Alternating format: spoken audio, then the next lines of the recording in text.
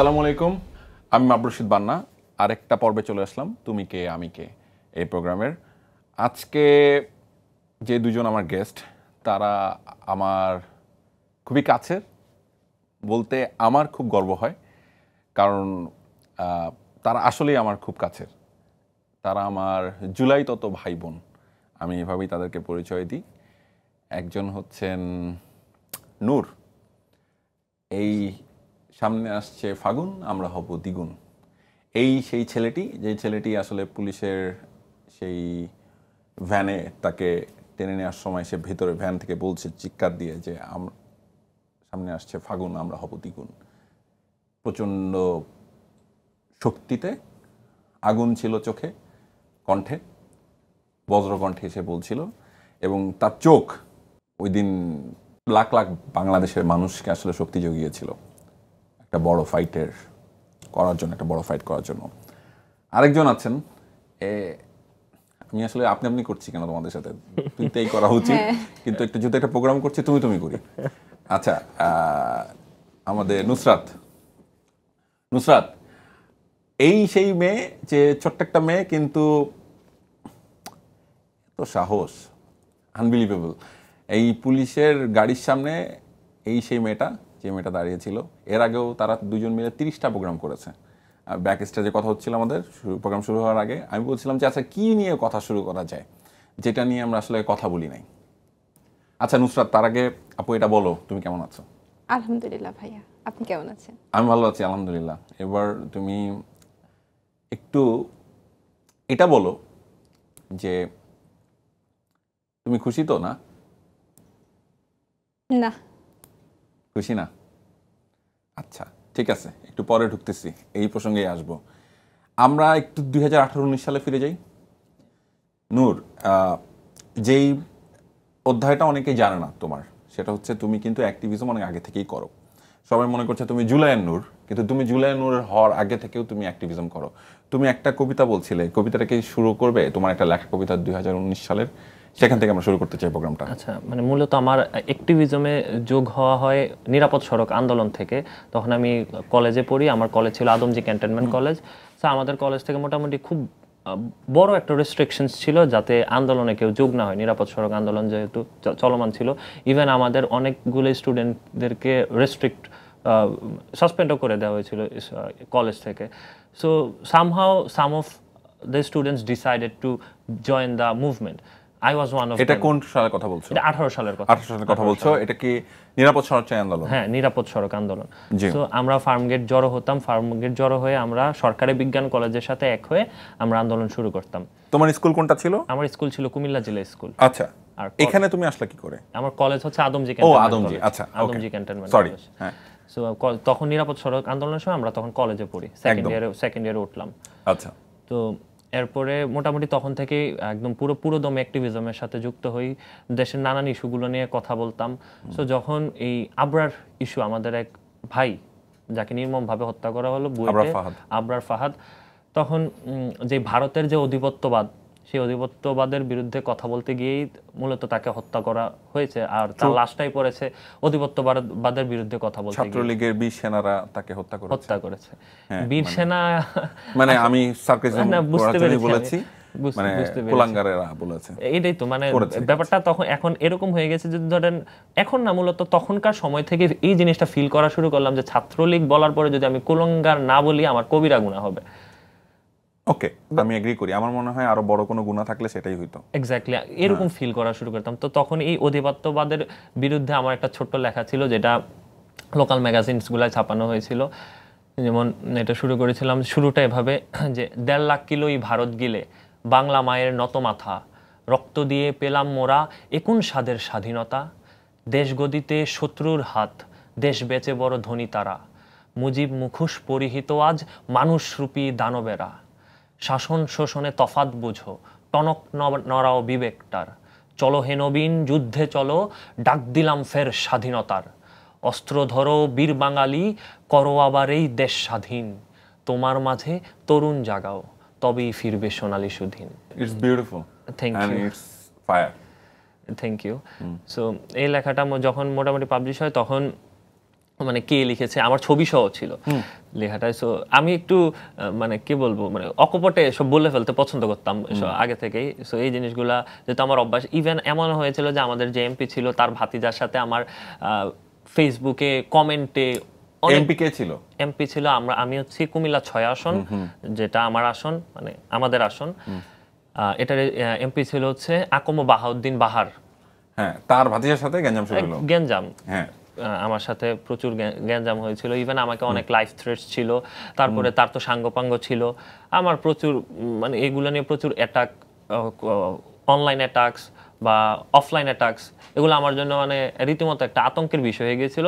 তারপরেও আমার সারাউন্ডিংস, ওরা আমার এইসব অকপটে কথা বলার যে অভ্যাস সেটা খুব পছন্দ করতো। আমার ফ্রেন্ড সার্কেল যারা ছিল তারা সবসময় সব জায়গায় আমাকে হাইলাইট করতো, যে কোনো বুদ্ধিভিত্তিক যেসব কথাবার্তা ওই সব জায়গাতে আমাকে পুশ করতো, যে ওই জায়গাটায় তুই কথা বল, তুই এগুলা ডিফেন্ড করতে পারবি, তোর কাছে এগুলার এগেনস্টে লজিক্স আছে। সো আমি এগুলার ভিতরে যাইতাম ভালো যাইতাম, কিন্তু আলটিমেটলি নিজের জন্য বিপদ নিয়ে আসতাম, ব্যাপারটা হইতো এমন। সো আমাকে তৎকালীন সময় ডিবি অফিসে নিয়ে যাওয়া হয়েছিল কয়েকবার, নিয়ে যাওয়া হয়ে।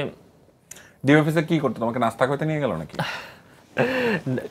ডিবি অফিসটা অ্যাকচুয়ালি বলতে গেলে কি, আপনার কাছে যখন বাহির থেকে দেখবেন তখন আপনার কাছে মনে হবে যে না, ইটস এ গুড থিং, আপনাকে বোঝানো হচ্ছে। বাট আলটিমেটলি যে ওরা যে মেন্টালি আপনাকে যেরকম ভাবে অ্যাটাক করে, আপনাকে এমন থ্রেডস দিবে যে থ্রেডসগুলার মানে আপনি লিটারেলি সাধারণ মানুষ হিসেবে, ধরেন আমি যেহেতু মানুষ অ্যাক্টিভিজম করে, আমি অ্যাক্টিভিজম করার আগে এরকম চিন্তা ভাবনা করেই আসি যে আমার লাইফ রিস্ক আছে, আমার যে কোনো সময় মরতে হতে পারে। কিন্তু আলটিমেটলি এই জিনিসটা যখন ফ্যামিলির দিকে ডাইভার্ট হয়, তখন কিন্তু মানুষ হিসেবে আমি একটা কাজ করছি, এটার জন্য যদি আমার ফ্যামিলি ভোগ করে, ওই জিনিসগুলা মেনে নেওয়া খুবই কষ্ট করছিল। একটা ট্রমার ভিতর দিয়ে যাইতে হইতো, নিজের জীবনের চিন্তা ভাবনা ওই তৎকালীন সময় থেকে ছেড়ে দিয়েছিলাম। আলটিমেটলি চিন্তা ভাবনা হতো যে আমার ফ্যামিলি নিয়ে। তো এই জিনিসগুলা তারাও জানতো যে একটা মানুষ কোন জায়গার ভিতরে। এই কালচারটা তো শুরুই করলো এই ফ্যাসিস্টের লোকজনই, এক্স্যাক্টলি, তাই না? এবং আমাদের পরিবারকে হামলা করা যায়, পরিবারের ডাইরেক্ট হামলা করে দেওয়া যায়, এটা তো আসলে কি বলবো, এর থেকে পৈশাচিক বিষয় তো আর কিছু হতে পারে না। এটাই আসলে বাংলাদেশের রাজনীতি সবচেয়ে অসুন্দর জায়গা আমি মনে করি। যে আমার একটা কণ্ঠস্বর থাকতে পারে, আমার মতো করে আমার ছোট ভাই নাও ভাবতে পারে, আমার বোন নাও ভাবতে পারে, আমার বাবা মা হয়তো জানেনই না আমি কি করছি। এই কেন একজনের জন্য আরেকজনকে বিপদে ফেলা হয়? যাই হোক, যেটা বলছিলে। এরপরে এই সেম ঘটনাটা ঘটে দ্বিতীয়বার 2022 সালে। 2022 সালে 16 ডিসেম্বর হচ্ছে আমার বার্থডে। সো আমার ওই সেম দিনটাই হচ্ছে আবার বিজয় দিবস। সো আমি চাল্লান জাস্ট লিখেছিলাম, সে চাল্লাইনটা ছিল এমন যে আমি বলছি যে স্বাধীন হয়েও পরাধীন আমি করছি তবে এই আবদার, বিজয় উল্লাস বাদ দিয়ে তোরা আমায় করাজ উদ্ধার।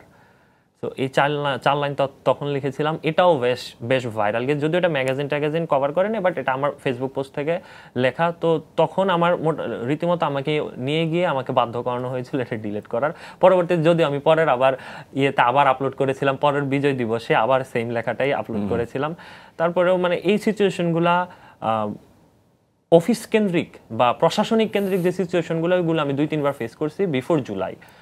তাছাড়া ছাত্রলীগ বা তাদের যে পেটোয়া বাহিনী, হেলমেট বাহিনী, যেগুলো ওদের ধরেন online attack, offline attack, life threats, এগুলো প্রতিনিয়ত আমার উপর চলতে থাকতো। জি, মার খাওনি? বহুবার, নট অনলি ওয়ান্স। এটা যারা আমার কুমিল্লার ফ্রেন্ডসরা আছে তারা খুব ভালোভাবে এগুলোর এক্সপ্লেনেশন দিতে পারবে। ব্যাপারগুলো হচ্ছে যেমন আপনাকে কোনো লজিক্যাল রিজনে মারতে পারবে না, ঠিক আছে? আপনি যাচ্ছেন এভাবে তাকালি কেন, এসব রিজনে গায়ে হাত তুলে দিবে। তারপরে যদিও যে কিছু জিনিস আসলে স্বীকার করতে হয়, ছাত্রলীগ করলেও কিছু ছেলেপেলে ছিল যারা হয়তো কি কোনো কারণে ছাত্রলীগ করছে, বাট আলটিমেটলি তাদের একটু চিন্তা শক্তি ছিল, বা চিন্তা শক্তি না বললেও তারা বায়াস ছিল। যদিও সে তখন আমার ফ্রেন্ড ছিল, স্কুল থেকে একসাথে পড়েছি, সেই জায়গা থেকে আমার প্রতি একটু বায়াস ছিল।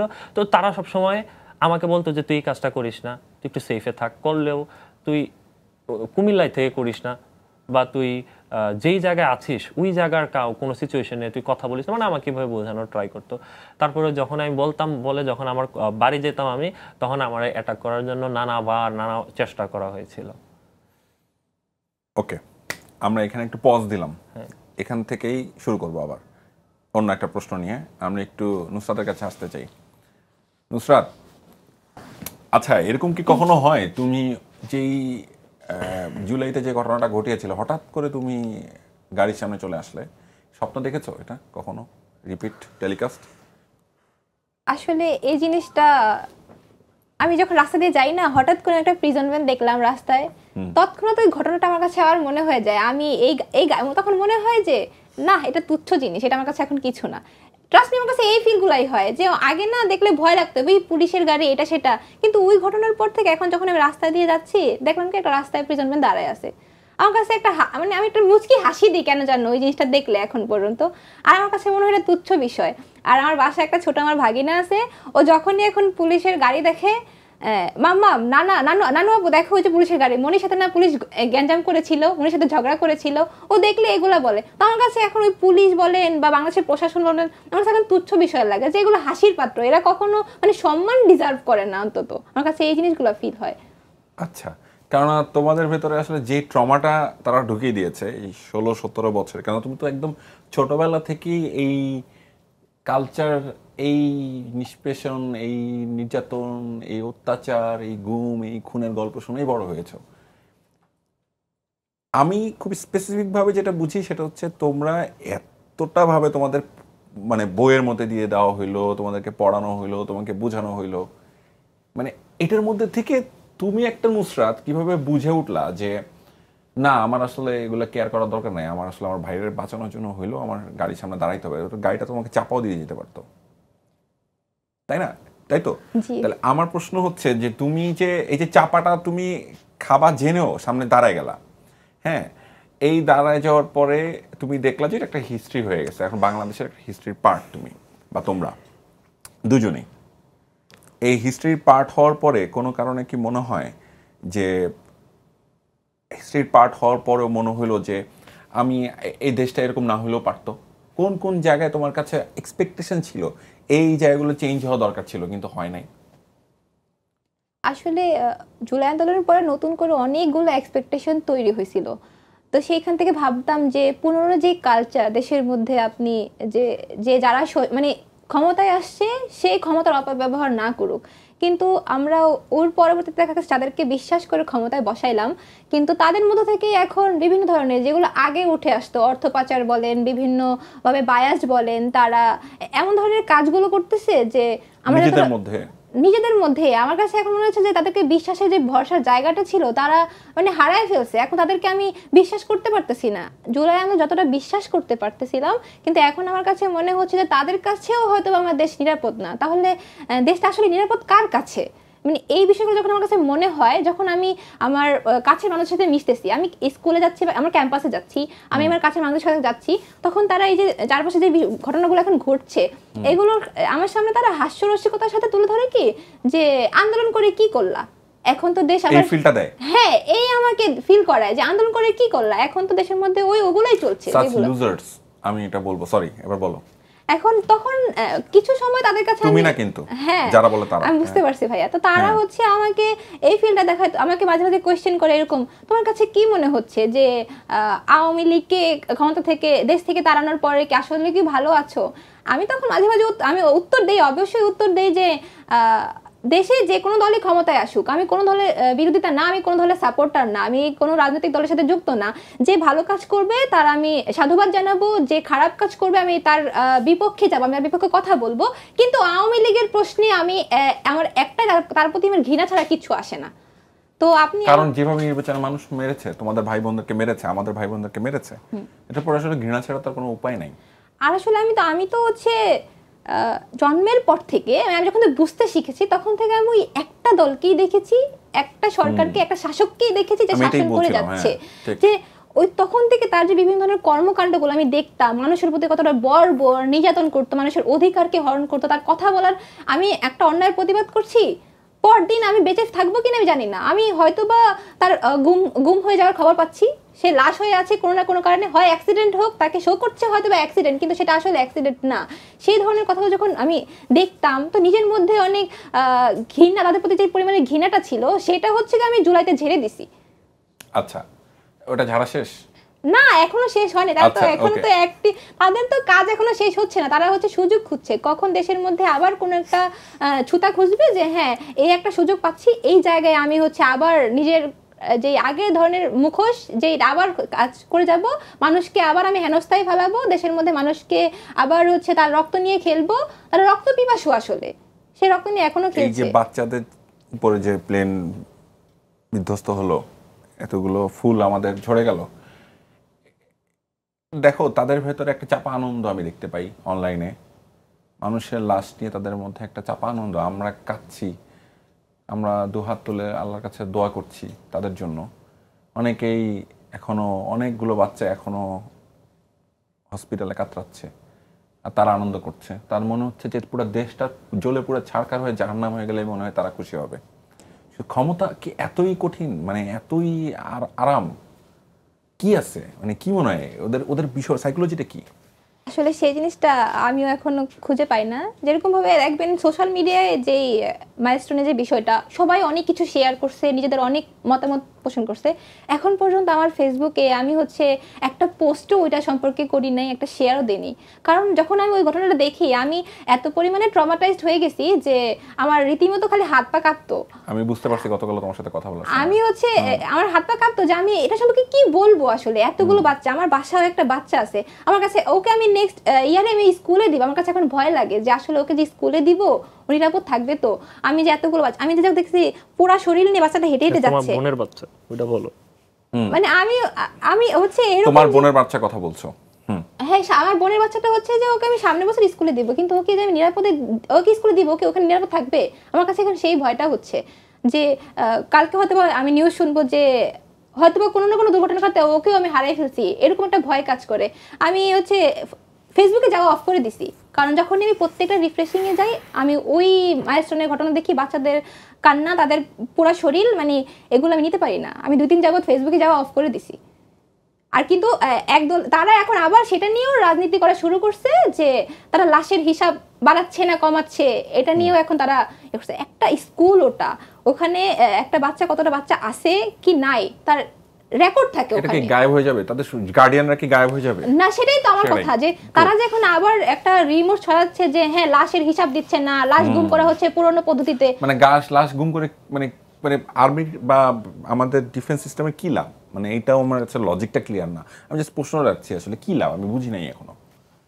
এটা আসলে একটা বাজে প্রোপাগান্ডা। এটা আমিও বুঝি না যে লাশের হিসাব যেমন করে পুরোনো দিনগুলোতে হতো না যে মানুষ মেরে ফেলছে কিন্তু দিত না, তারা মনে করছে যে এটা মানুষকে ফিল করতে চাচ্ছে যে এই সরকারও সেম, তারা যা করছে ওকে এই তারা এরা ভিন্ন কিছু মানে না। আমরা জঘন্য ছিলাম, হ্যাঁ ওরা একটু জঘন্য, ওরা নাকি? একটু জঘন্য বা এর চেয়ে বেশি কিছু প্রমাণ করতে চাচ্ছে যে আমরা তো বড় মানুষকে লাশ গুম করতাম, এরা তো ছোট ছোট নিষ্পাপ বাচ্চাদেরকে গুম ও করছে। আচ্ছা আচ্ছা আচ্ছা, এইরকম টাইপের আমাদেরকে ফিল করাচ্ছে, আমি যেটা বুঝতে পারছি। মানে তুমি একটা ভালো পয়েন্ট রেজ করছো, মানে চিন্তা করতে পারো, মানে এরা যে আগুন রাজনীতি সন্ত্রাস এরা তো করতোই সবসময়।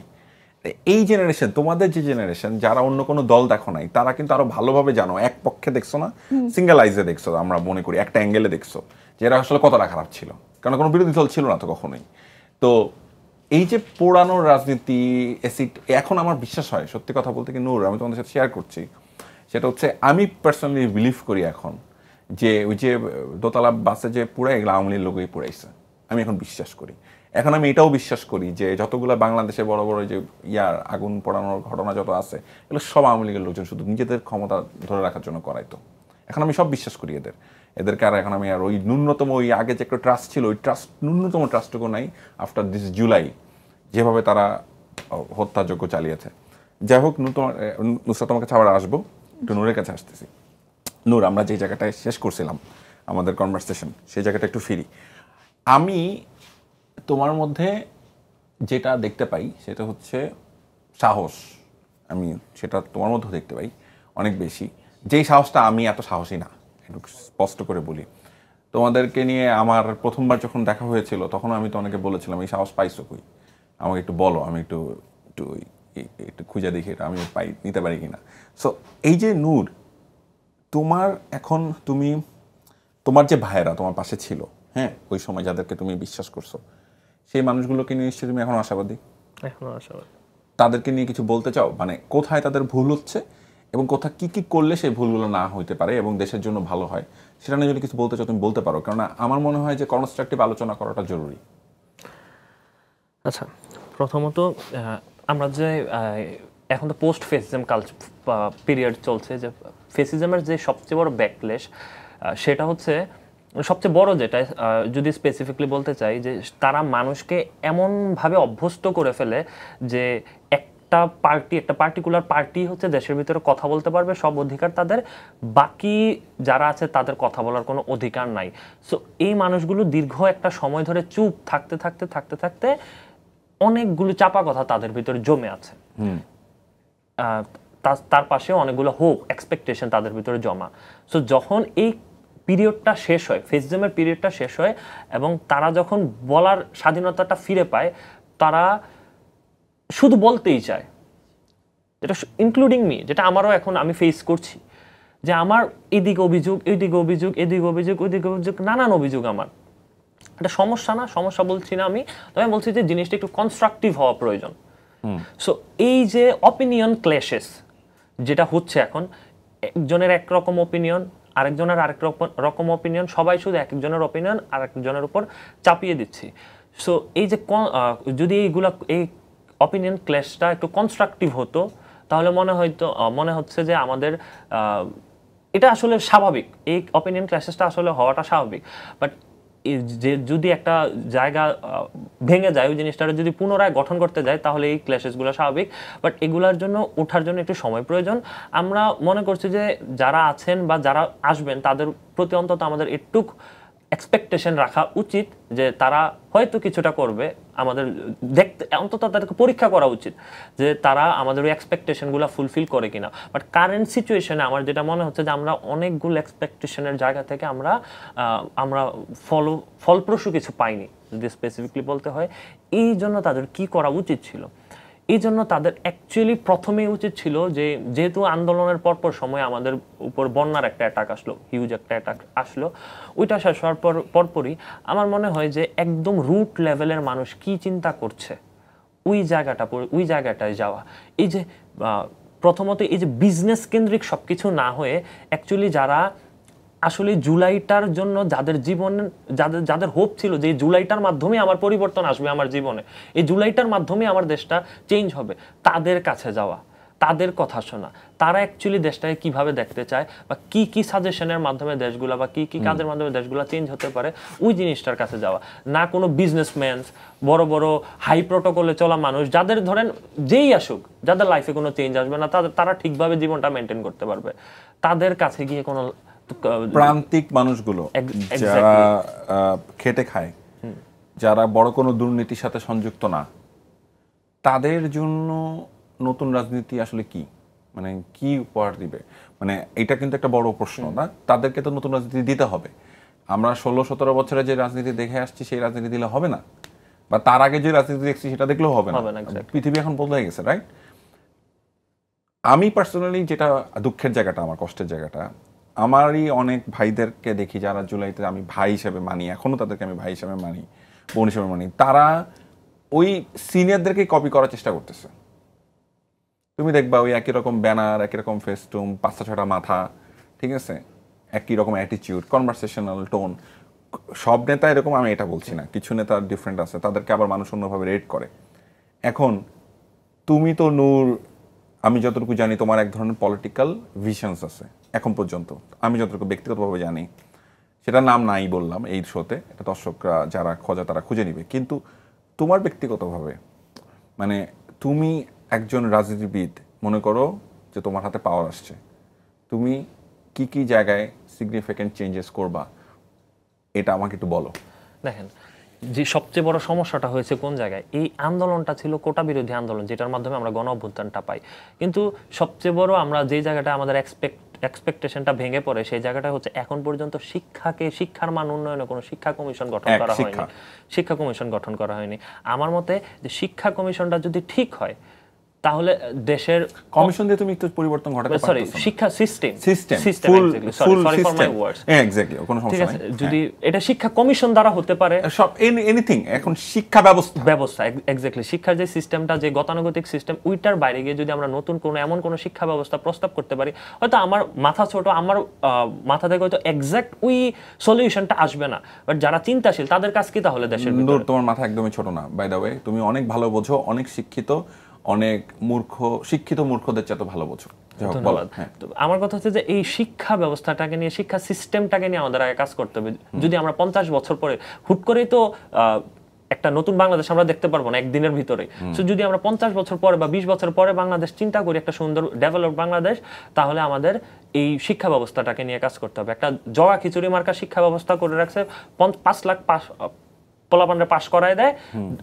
এদিক দিয়ে 2 লাখ পোলাপানরে চাকরি দেওয়ার মতো ক্ষমতা নাই ঠিক সো এই সিস্টেম এবং পাস করে যদি কারোর যোগ্যতা সে পাস করে যায় এটা তো অপরাধ না কর্মসংস্থানের ব্যবস্থা তো থাকতে হবে কর্মসংস্থানের ব্যবস্থা আসলে নাই এক্স্যাক্টলি সামনের আমার মনে হয় সবচেয়ে বড় যে ক্রাইসিস সামনের দিনে আসতেছে বাংলাদেশে কর্মসংস্থানের ক্রাইসিস তো সেই জায়গাটা নিয়ে কাজ করা দরকার অবশ্যই তো সেটার ব্যাপারে কি তোমার কাছে মনে হয় যে কোন রাজনৈতিক দল এখন পর্যন্ত কোনো স্পষ্ট রূপরেখা সামনে রাখতে পারছে নট এট অল কোন একটা সিঙ্গেল রাজনৈতিক দলের বর্তমান যেই রাজনৈতিক কালচারটা আমরা দেখছি টু বি অনেস্ট সেটা বলতে গেলে আমরা যেটা দেখছি তারা রাজনীতি করছে ক্ষমতার জন্য রাজনীতি করছে ক্ষমতার জন্য শুধু ক্ষমতা এখন কথা হচ্ছে যে আমরা যেটা এক্সপেক্ট করছি এটা হতে পারে যে নতুন যে দল ক্ষমতায় আসবে তাদের কাছেও করছি বা নতুন যারা রাজনীতির কথা বলছে তাদের কাছেও আমরা সেম এক্সপেকটেশনটাই এখনো রাখছি যেহেতু তারা আমাদেরকে একটা স্বপ্ন দেখিয়েছিল উনি স্বপ্ন বাস্তবায়নের মতো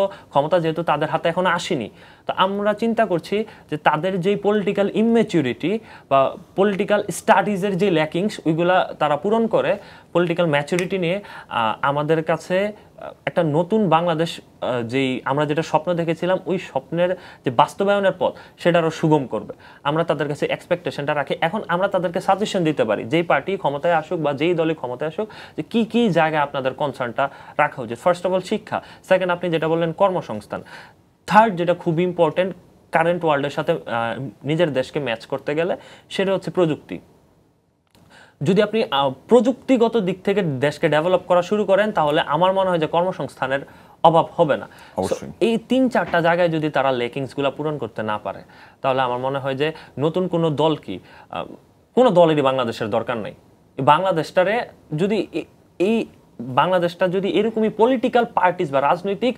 দলগুলোর উপরেই ডিপেন্ডেন্ট থাকে আর ওই ডিপেন্ডেন্ট দলগুলাই যদি আপনার এই বাংলাদেশের ভবিষ্যৎ নির্ধারণ করে তাহলে আমার মনে হয় বাংলাদেশই রাখা দরকার নেই টু বি ভেরি সিম্পল যদি সিস্টেমটাই হয় এমন কারণ এই বাংলাদেশ আপনি রাখবেন 10 বছর পরে আবার আন্দোলন হবে আবার লাশ পড়বে হাজার হাজার আবার 10 বছর পর আবার হাজার হাজার লাশ সো যদি এটাকে বাংলাদেশের জায়গায় একটা কবরস্থান ঘোষণা করে দিলে ভালো হবে তাহলে আমার মনে একটা মৃত্যুপুরী যেদিকে লাশ পরে কবর হয় লাশ পরে গুম হয় লাশ পরে গায়েব হয় বাংলাদেশের প্রত্যেকটা দিন আর কি যে ক্যালেন্ডারের প্রত্যেকটা পাতা থাকবে শোক দিবস শোক দিবস শোক দিবস ক্যালেন্ডারের প্রত্যেকটা পাতা শোক দিবস হ্যাঁ প্রত্যেকটা পাতা আমার কাছে এখন এটাই ফিল হয় যে যেমন ধরেন জুলাই আমাদের প্রত্যেকটা পুরো জুলাই মাস গত বছরই ছিল আমাদের শোক দিবস এখন আবার নতুন করে আমাদের 21 তারিখ আলাদাভাবে যুক্ত হলো যে 21শে জুলাই মাইলস্টোন ট্র্যাজেডি আমার কাছে মনে হয় এরকম করে ধীরে ধীরে আমাদের মনে হয় প্রত্যেকটা পাতা শোকে শোকে শোকে শোকে ভরে যাবে আর খুবই সারপ্রাইজিংলি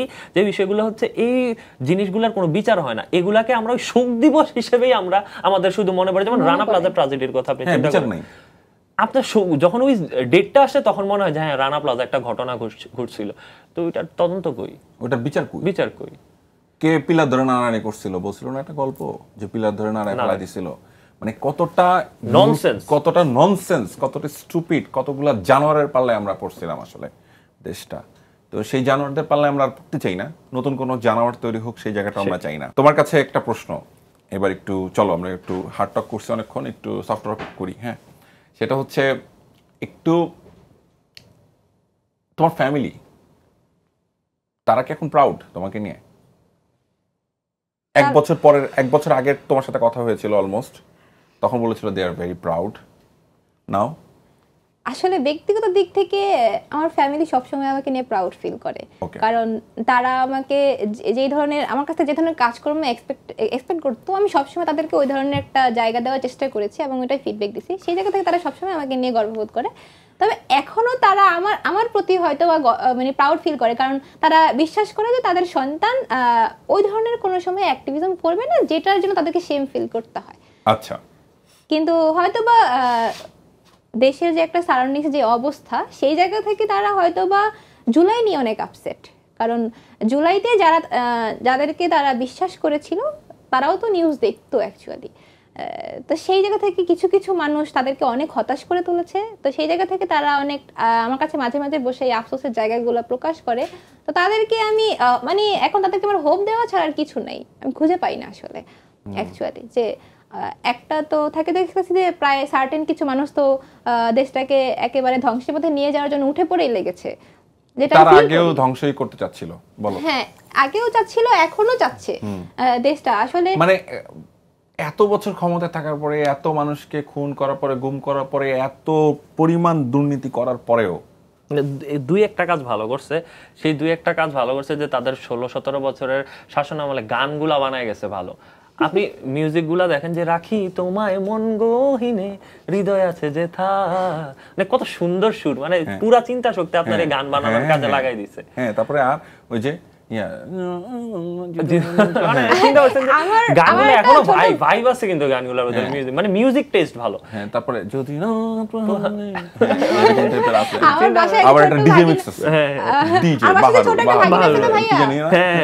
সে তার তো গানগুলো অনেক মুখস্থ, গত 17 বছরের তখন তো সে শাসন আমলে এই কয়েকটা ভালো ক্রিয়েশন, মানে অনেকগুলা গান দিয়ে গেছে, বিটালা গান দিয়ে গেছে, তোরা নাচ, আমরা তো কাজ করি, তোরা নাচ। 15 আগস্টে তো নাচ হয়েছিল আমাদের ক্যাম্পাসে, যে জুলাই আগস্টের পরে আছে, জুলাইয়ের পরে 15 আগস্ট আসলো না, ওই দিন তো আমাদের তো শোক নেই, আমরা নাচবো ওই গানে, ভাইয়া সেই নাচ, মানে আমাদের ক্যাম্পাসের প্রত্যেকে সেই রকম নাচ দিল, মানে আমরা এনজয় করলাম, মিষ্টি খাইলাম, তারপরে নাচানাচি করলাম। হ্যাঁ, মানে জোর করে কেউ শোক মানাই যাচ্ছে না। ওই আরেকটা সিচুয়েশন আমার মনে পড়লো, যে যখন আমি ভার্সিটিতে প্রথম ভর্তি হই, সো মোটামুটি আমার ভার্সিটিতে ঢোকার পরে, এডমিশন নেওয়ার পরে আল্লাহর মতো আমার রেজাল্ট ভালো থাকতো। এখনো আল্লাহর মতো আমি চেষ্টা, আমি যতটুকু জানি, এটা দর্শকদের উদ্দেশ্যে বলছি, এরা দুজনই খুবই ব্রিলিয়েন্ট স্টুডেন্ট। বলো। আমার রেজাল্ট আল্লাহর মতো ভালো থাকতো, তো তখনের সিচুয়েশনে আমি আমার ব্যাচ টপার ছিলাম। সো পড়ালেখা আমার ভালো যাচ্ছিল। সো মোটামুটি আরো আমি অনেক কো-কারিকুলার অ্যাক্টিভিটিসের সাথে ইনভলভ ছিলাম, ডিবেট করতাম আমি, আবার সবার সাথে আমার একটা সুসম্পর্ক ছিল, তো মোটামুটি সবাই জানতো। এবং যে আমার আইডিওলজি ওটা সম্পর্কে জানতো, এবং খুব ভালো করে জানতো যে আমার আইডিওলজি একদম 100 absolutely against of Sheikh Hasina. Okay, এটা সবাই জানতো। Very good. তখন এটা একদম ক্লিয়ার ছিল তখন। সো ইভেন আমাকে অনেকবার ট্যাগিং করা হয়েছিল। আমার এখনো মনে আছে যে আমার ফার্স্ট যে ক্যাম্পাস ভিত্তিক যে ট্যাগ করা হয়েছিল সেটা ছিল যে আমি কুমিল্লা মহানগর ছাত্র দলের সহসভাপতি। ঠিক আছে, আমার মনে হয় না তারাও জানে যে আমার এমন কোনো পোস্ট আছে কিনা বা আমি আগে ছিল কিনা। এরকম ইনফরমেশন নাকি তারা পাইছে, কোত্থেকে পাইছে আমি কুমিল্লা মহানগর ছাত্র দলের সহসভাপতি। ভাগ্যিস তুমি ঠিক আছে। তো তখন একদিন ছিল শেখ হাসিনার জন্মদিন। তো আমাদের বিশ্ববিদ্যালয়ের যে মসজিদ আছে ওইদিকে মিলাদ দোয়ার মাহফিল। ঠিক আছে, তো আমি সুইমিং পুলের কর্নারে বসা ছিলাম। সো সবাই তো নিয়ে যাওয়া হচ্ছে, যদি আমাদের প্রাইভেট ইউনিভার্সিটি। তো আমার মনে হয় যে আমাদের যে university, few of the private universities which are engaged in politics, আমাদের ক্যাম্পাসে পলিটিক্সের টানাগোনা আছে। এটা খুবই ওপেন, যে জিনিসটা আমরা চাই না, এখনো চাই না। যে কোনো যেহেতু ক্যাম্পাসের ম্যাক্সিমাম স্টুডেন্ট জুলাইয়ের সময় একটা মোটিভ নিয়ে আন্দোলন করেছিল যে অ্যাটলিস্ট আমাদের ক্যাম্পাসটা, বাকি ক্যাম্পাস আমি খুবই সেলফিশ হয়ে দিকে বলছি, বাকি ক্যাম্পাসের যেহেতু ওই দিকে স্টুডেন্টস আছে, ওই দিকে ওদের মতামতের ভিত্তিতে ওরা ডিসাইড করবে যে ওই দিকে ওরা পলিটিক্স চায় কি চায় না। যেহেতু আমার ক্যাম্পাসের ছেলেরা আন্দোলনের সময় একটা ক্লিয়ার মোটিভ ছিল তাদের, যে we don't want politics, we don't even want any political practice inside hour university. So এখন আমার মনে হয় যে আমাদের উই যে মোটিভটা ওইটাই স্ট্যান্ড করা উচিত। সো ওইটা থেকে এই মোটিভটা আমার আগেও ছিল, ইভেন এখনো আছে। তো তখন ওরা সবাই জানতো যে আমার আইডিওলজি, সো ওদের একটা মানে একটা টার্গেট ছিল যে ওরে এই প্রোগ্রামে নিয়ে যাব, ওরে এই প্রোগ্রামে নিয়ে যাবো, ছাত্রলীগের প্রোগ্রামে নিয়ে যাব, দেখি আসে কিনা। আমি তো আসতাম না, আমার হাজারবার আমি আমার আশেপাশে অনেক বিপ্লবী দেখছি যারা এখন অনেক বড় বড় বিপ্লবী, তারা দেখলাম যে ব্যানার পোস্টার নিয়ে মিছিল করতো, তারা এখন অনেক বড় বড়, হ্যাঁ খুব খুব খুব চালাইতো তখন, ঠিক আছে। তখন তাদের একদম ধরেন সকালবেলা ঘুমের থেকে উঠে, আমার মনে হয় না আল্লাহর এতবার ডাকছে যতবার আই ক্যান আন্ডারস্ট্যান্ড, আলাদা ধর্ম হয়ে গেছিল, আল্লাহর মনে হয় না অতবার ডাকে। সো শেখ হাসিনার জন্মদিন ছিল, আমি সুইমিং পুলের পাড়ে বসা ছিলাম, আমি দেখলাম যে আমার আশেপাশে সবাই মোটামুটি অলরেডি মসজিদের ভিতর, কে যাচ্ছে না ক্যাম্পাসে আছে, কিন্তু ক্যাম্পাসের থেকে বাইরে চলে গেছে, ওরা চলে গেছে ক্যাম্পাসের ভিতরে, আমি প্রেজেন্ট কিন্তু আমি যাচ্ছি না, আমি সুইমিং পুলের পাশে বসা। আমার 4-5 বার পাঠানো হয়েছে আমারে নিয়ে যাওয়ার জন্য। সো তখন লিটারেলি মানে আমি যদি একটু বোল্ডলি বলি, তখন আমি বলছিলাম হাসিনা, ঠিক আছে, মানে আমার নিয়ে যাওয়ার জন্য আসলে হাসিনার জন্মদিন নিয়ে যাওয়ার মধ্যে হাসিনা, আর কি করবেন করেন, এটা খুব ইনোসেন্ট কনভারসেশন, হ্যাঁ কি করবেন করেন। এরপরে তো আমারে বললো যে তুই এই কথা বললি, তো যদিও আশেপাশে আমার সিনিয়র্স যারা ছিল, এই নূর এগুলো বলিস না, এগুলো বলিস না, কি না হয় জানা, আমি তো ভাই বলছি, বলে দিছি, এখন কি করবে করতে বলেন। তো তারপরেও আমি একটা পার্টির খুব বড় একটা শত্রু হিসেবে আবির্ভূত হলাম তখনকার সময়ে, যদিও ওই ক্যাম্পাসের ভিতরে যেহেতু আমার সবাই খুব আদর করতো, whatever political ideology they are from, but আমার খুব একটা অ্যাডোরেবল জায়গায় রাখতো, যেহেতু I had a very good result. তারপরে আমার অ্যাক্টিভিটিস ক্যাম্পাসে প্রশংসনীয় ছিল যেটা, এবং তুমি খুব ভালো বিতার্কিক। হ্যাঁ ধন্যবাদ, চেষ্টা করি। তো তুমি চ্যাম্পিয়ন বিতার্কিক বলো। এরপরে তো এই জন্য আমাকে ওই এটাকে আমার এগেনস্টে যাইতে পারে নাই, আর আমার জুনিয়র সিনিয়র সবাই আমার খুব আদর করতো, জানে যে আমার নিয়ে একটা ইস্যু। ইভেন আমি এটাও জানি যে আমার যখন আমি জুলাইয়ের 31st of জুলাই অ্যারেস্ট হই, তখন টিচার্সদের কাছ থেকে আমি জানতে পারছি যে এটা শুধু নূর দেখে আসছি, আচ্ছা এটা শুধু নূর অ্যারেস্ট হয়েছে দেখে আসছি।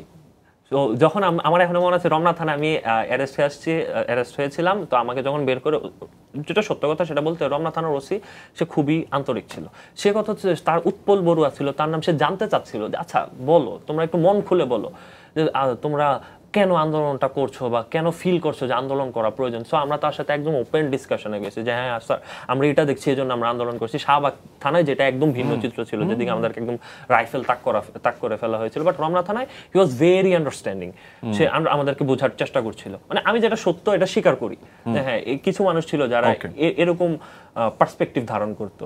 তো তার সাথে কথা বলছিলাম, তো তখন আমার টিচার্সরা এসে আমার সব ব্যাকগ্রাউন্ড বললো যে নূর এরকম, যে ও শুধু ও দেখে আমরা আজকে এদিকে আসছি, আর ও খুবই মেধাবী ছাত্র, এসব বলছিল।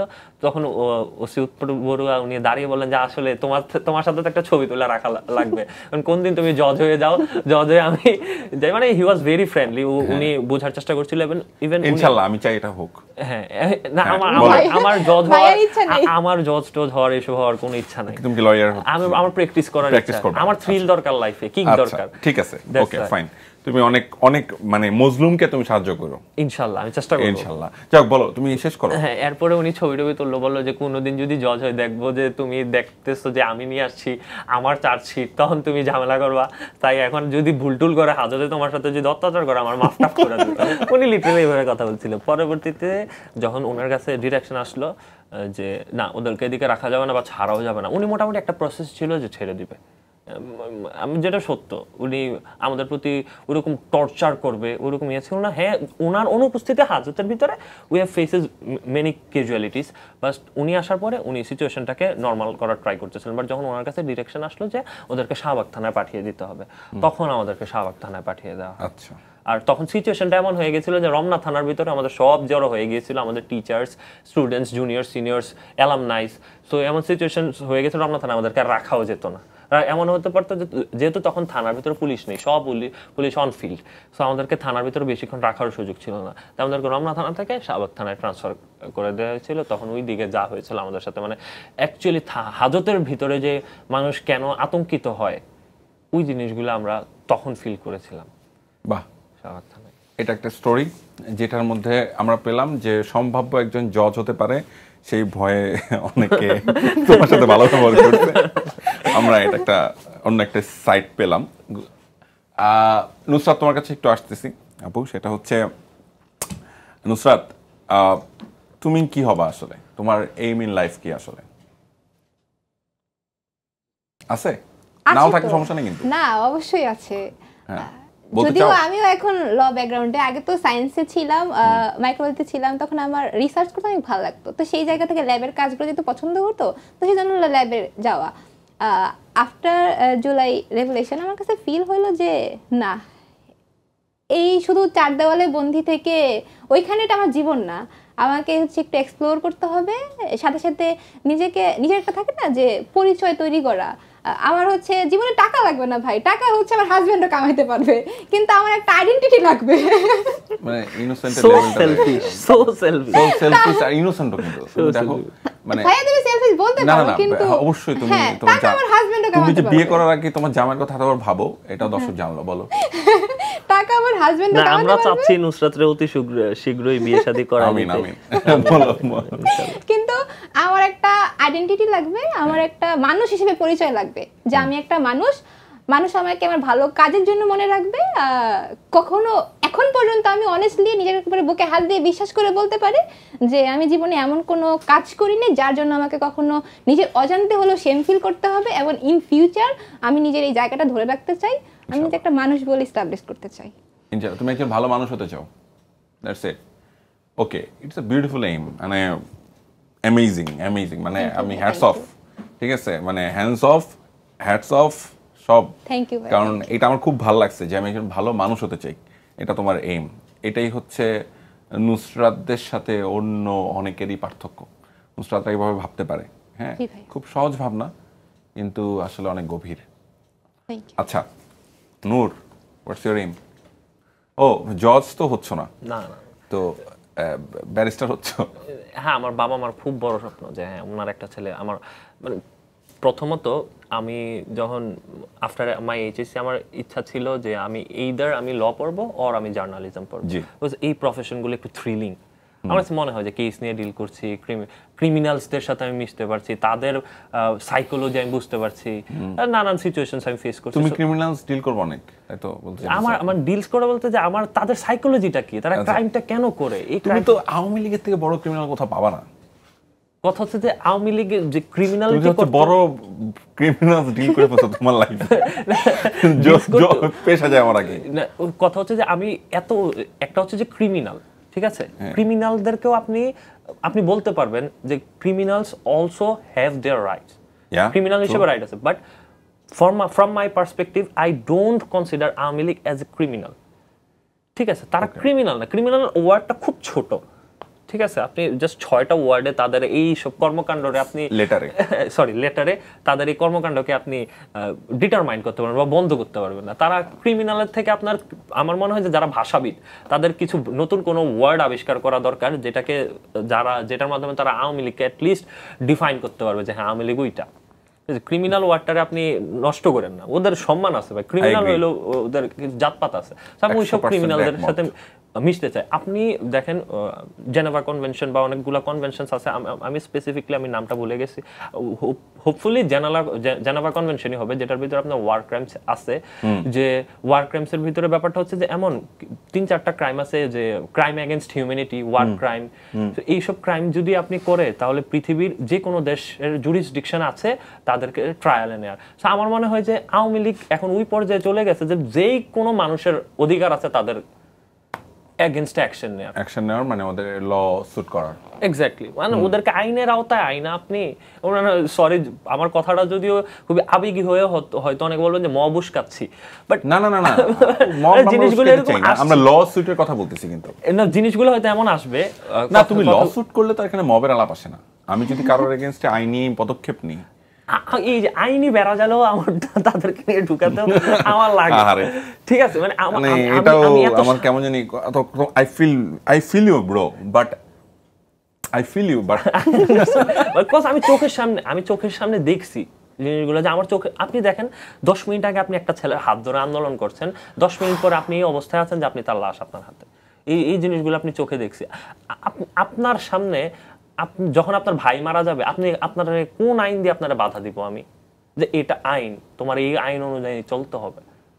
আপনার কাছে তখন আইন বলতে কিছু থাকবে? আপনার বোন মরছে, আমি মারছি, আপনি চিন্তা করবেন যে হ্যাঁ ওরে আমি আইন অনুযায়ী বিচার করব? আমি ভাই চিন্তা করতে পারবো না, হয়তো আমি এতটা সুশীল না, আমি জানি না, আমি এতটা সুশীল না। আমার কথা হচ্ছে যে আমার বোনরে মারছে, আমার ভাইরে মারছে, আমি মারবো, আমি এমন, হয়তো আমি বেশি অ্যাগ্রেসিভ, বাট আমি ওটা ফিল করি।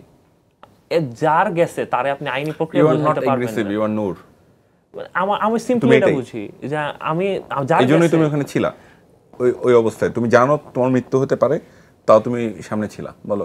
যার গেছে তারে আপনি কোনো আইন দিয়ে বুঝ দিতে পারবেন না। আইনের সান্ত্বনা তারে আইনের সান্ত্বনার প্রতি সে বিশ্বাসটা রাখতে পারবে না। কজ আইনের যদি আসলেই এক্সিকিউশন থাকতো তাহলে ওর ভাইয়ের লাশটা, ওর বোনের লাশটা ওর দেখতে হতো না। তো তারে আপনি ওই সেম আইনটা দিয়ে যদি বোঝাতে যান, সে কেন আপনার বুঝটা নিবে? আর বা ওই বুঝটা নেওয়ার মতো মানসিকতাও তো তার থাকার কথা না। আমি হলে আমার থাকতো না, টু বি ভেরি সিম্পল, থাকতো না। তো আমার মনে হয় যে তারা এমন এমন কাজগুলো করে গেছে যে আইন দিয়ে এই দিয়ে মানে আমি জানি না আমি কথাগুলো কি বলছি, বাট টু বি অনেস্ট আমি যা ভিতর থেকে আসছে আমার ওই সিনারিওগুলো মনে করে আমি ওইটাই বলছি। তাদের শাস্তিও হওয়া উচিত একদম জনসম্মুখে ভয়ঙ্কর ভাবে। তারা এমন এমন কাজ করে গেছে যাতে ভবিষ্যতে আর কেউ এরকম ফ্যাসিস্ট হয়ে উঠতে না পারে। 19 তারিখের একটা জাস্ট 10 সেকেন্ড একটা ছোট্ট ঘটনা বলি। একটা লোক আমি দেখতেছি যে উনি পুলিশ না, উনি কিছু শর্টগান হাতে নেয়া, পাঞ্জাবি পরা, সাদা পাঞ্জাবি পরা, দাঁড়িয়ে 19 জুলাই 2024, হ্যাঁ 2024, দাঁড়িয়ে এত বড়, ধানমন্ডি 15-র দিকে সে লিটারালি শর্টগান নিয়ে এভাবে বসে সে গুলি করছে। তার গুলিতেই ওদের তো প্লাটুন থাকতো, এই যে পেটোয়া বাহিনী যেগুলো ছিল প্লাটুন থাকতো, সে গুলি করছে। আমি আর আমার বন্ধু হিফাজ আমরা দৌড়িয়ে যাচ্ছি, আমার পিছনের ছেলেটা সে ওই গুলিতে হুট করে পড়ে গেল। অন্ধকার চলছে, আমরাও তো বুঝছি না, আমরা দৌড়াচ্ছি, হুট করে দেখলাম যে সাথে একটা ছেলে পড়ে গেছে। সো দুই দিকের এইরকম ধাওয়া পাল্টা ধাওয়ার কিছুক্ষণ পরে দুই দিকের ধাওয়ায় ওই ভাগিনারে আমরা আটক করে ফেলছিলাম। তখন দেখলাম যে মায়া কান্না কাঁদতেছে। তো তখন হয়তো পোলাপানের মবে, I don't know what happen to him after that, but সে একটা বড় ধোলাই খাইছে। সো আপনি যদি ওই ছেলে ধোলাই খাইছে বলতে মানে অন্য কিছু হইতে পারে, আমরা তো আর তখন কারণ গুলি চলছে, আমরা চেক করে দেখতে পারি না যে কি হয়েছে না হয়েছে। সো ওই ছেলেগুলারকে আপনি তখন বোঝাবেন না এই দেশে আইন আছে, তুমি তারা কিছু করো না। এই যে গুলি চালাইলো ও কোন আইনটা মানছে? এক্স্যাক্টলি, এটা কেউ পারে? এটা তো আপনি তো ওই মানুষগুলো তখন বুঝাইতে পারবেন না, পড়ে না যে তুমি ওরে এভাবে মারো না, আইন দিয়ে তার বিচার করব। আমরা একটু 71-এর সাথেই তুলনা দিই, চলো। 71-এর ভিনদেশী বা ভিন্ন ভাষাভাষী যারা আছে, পাকিস্তানি বা পাঞ্জাবি যেভাবেই বলো, উর্দু ভাষাভাষী, তারা আমাদেরকে নির্বিচারে টর্চার করেছে, হত্যা করেছে, নির্যাতন করেছে, আমাদের মা বোনের ইজ্জত নিয়েছে। এই তো, আর এটা তো দেশের মানুষ। আর এরা তো আমার ভাষা, বাংলা ভাষায় কথা বলে। আমার পাশের বাড়ির মানুষটা আমার কাছাকাছি দেখতে, আমার চাচার মতো দেখতে, আমার ভাইয়ের মতো দেখতে, এই মানুষটাই টর্চার একই রকম ভাবেই টর্চার করেছে। একই 70টা বছর অমানবিক অকথ্য নির্যাতন তারা করেছে, গুম করেছে, খুন করেছে, যা খুশি তাই করেছে। কি ব্রুটাল ছিল তারা, এটাও বলতে হবে। এই যে আগুন সন্ত্রাস তারা করলো, আগুন সন্ত্রাস করার পরে এই যে আগুন সন্ত্রাস বলতে আমি বলতে চাচ্ছি যে এই যে আমাদের ভাইদেরকে বোনদেরকে দোষগুলো দিল আগুন সন্ত্রাস করে করে বিভিন্ন সময়, যে আমরা নাকি এটাগুলো করেছি, আমাদের ভাইয়েরা বোনেরা এগুলো করেছে। যারা আহত করলো, পুলিশ গুলি করলো, হত্যা করলো তাদেরকে, তারা যখন হসপিটালে ছিল, এই সাইকোপ্যাথ সে যে থুতু মেরে এসেছে তাদের শরীরে। অসুস্থ রোগীদের যারা জীবন মৃত্যু সন্ধিক্ষণ, তাদের গায়ে থুতু ছিটিয়ে এসেছে। সেটা আমি বলছি না, সেটা অ্যাটর্নি জেনারেল বলেছেন বাংলাদেশের, তার বরাতে বলছি কথাটা। এইরকম সাইকোপ্যাথের পাল্লায় বাংলাদেশ পড়েছিল। এটা বাংলাদেশের মানুষকে বুঝতে হবে যে এরকম সাইকোপ্যাথ আমাদের দেশের জন্য কখনোই ভালো না। এই জায়গায় আমরা কোনোভাবে অ্যালাউ করতে পারবো না। ভবিষ্যতে যদি কেউ স্বৈরাচার হয়ে উঠতে চায়, তাকে আমরা অ্যালাউ করবো না। যদিও আজকে আমি হোস্ট, তারপরেও আমি একটু কথা বলে ফেললাম। তোমাদের সাথে কথা বলতে আমার একটা সুবিধা আছে, সেটা হচ্ছে যে কথা বলতে বলতে অনেক আরাম করে অনেক কথা বলে ফেলতে পারি তোমাদের সাথে। আচ্ছা হোপ, তোমরা আমার কথা আমার ফিলটা বুঝতে না পারতেছো। এক্স্যাক্টলি তোমরা যখন বলতেছো তখন আমিও চুপ করে থাকতে পারতেছি না। আমার মনে হয় যে আমারও দুইটা লাইন অ্যাড করে দেওয়া উচিত, তো সেই জায়গা থেকেই বলা। চলো আমরা একটু শেষের দিকে আসি, একদম শোটা শেষ করি। তোমরা তো দুজন মিলে অনেকগুলো শো করেছো এর আগেও, আজকের শোটা কি একটু ডিফারেন্ট হলো? হ্যাঁ হ্যাঁ অনেক ফ্রুটফুল কিছু ব্যাপারে আমরা মানে সমস্যার সমাধান এই জিনিসগুলা নিয়ে কথা বললাম। আগের ডিসকাশনসগুলো ছিল হিস্ট্রি, যে ওই পার্টিকুলার টাইমের মোমেন্টটা কি ছিল, কি ফিল করেছো এগুলো নিয়ে। বাট আই থিঙ্ক যে টুডে আমাদের ডিসকাশনটাই ছিল যে সমস্যাটা ছিল আগে এটা, সমাধানটা এখন এটা হতে পারে। ওকে ফাইন, তাহলে আমার শো করার সার্থকতা আছে যেহেতু আমি হোস্ট না, ঠিক আছে? দ্যাটস ওয়াই মানে আপনাকে ডিফারেন্ট মনে হয় আমাদের। আচ্ছা ওকে এক্স্যাক্টলি। হয়তো ভাই আপনি প্রফেশনালি হোস্ট না হতে পারেন, হ্যাঁ। সেই জন্য হয়তো আজকের প্রোগ্রামটা একটু ডিফারেন্ট। নয়তো যারা একদম আমি Professional যেটা ফিল host, করি ভাই, হ্যাঁ। যেটা ব্যক্তিগতভাবে আমি ফিল করি যে যারা প্রফেশনালি হোস্ট করে তারা হচ্ছে Scripted কিছু questions থাকে, স্ক্রিপ্টেড থাকে, questions একই থাকে। ধাঁচের কোশ্চেন, কিন্তু ওই আর একই স্টোরি বলতে বলতে আর ভালো লাগে না। মানে মানে আমি- সামটাইমস মানে আমরাই জুলাই বিক্রেতা আমরাই। হ্যাঁ জুলাইয়ের আমার কাহিনী কাছে এটা শোনাই, ফিল জুলাইয়ের হয় ভাইয়া। কাহিনী আমাকে রিসেন্টলি ওকে বললে আমি কি ভাইয়া মাফ করেন, আমি অনেক টায়ার্ড, বিশ্বাস করেন যে এই কথাগুলো বলতে বলতে আমি অনেক টায়ার্ড, আমি পারবো না, আমি সরি। আচ্ছা আমার কাছে কোনো স্ক্রিপ্ট নাই বাই দ্য ওয়ে।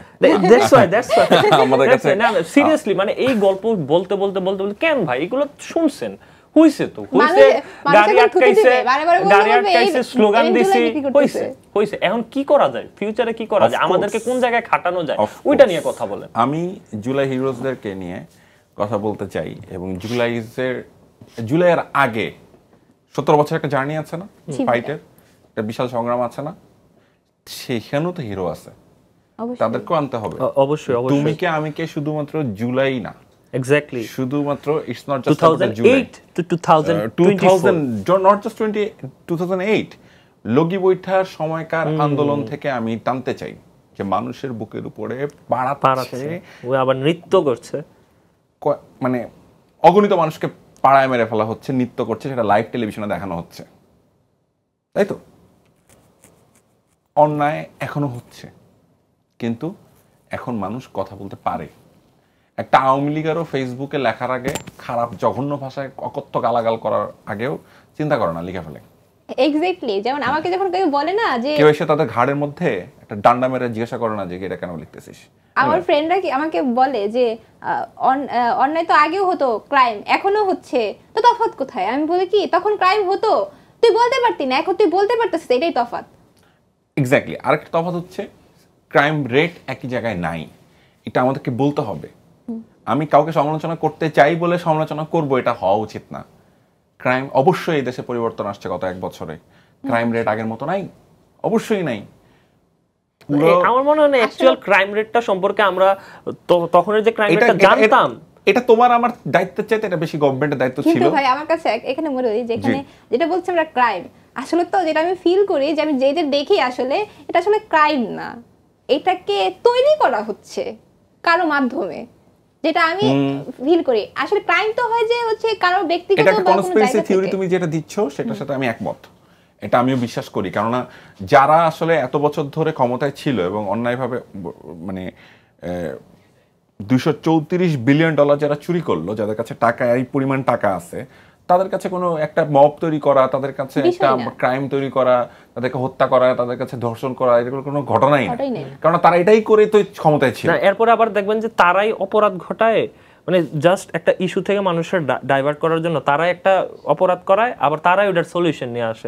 মানে ওই যে গান আছে না একটা, যে তুমি হাকিম হইয়া হুকুম করো, ওজা হইয়া ঝাড়ো, সর্প হইয়া দংশন করো, এইটাই। হ্যাঁ একদম এইটাই, পুলিশ হইয়া ধরো, এক্স্যাক্টলি পুলিশ হয়ে ধরো, হাকিম হইয়া হুকুম করো, পুলিশ হইয়া ধরো, সর্প হইয়া দংশন করো, ওঝা হইয়া ঝাড়ো।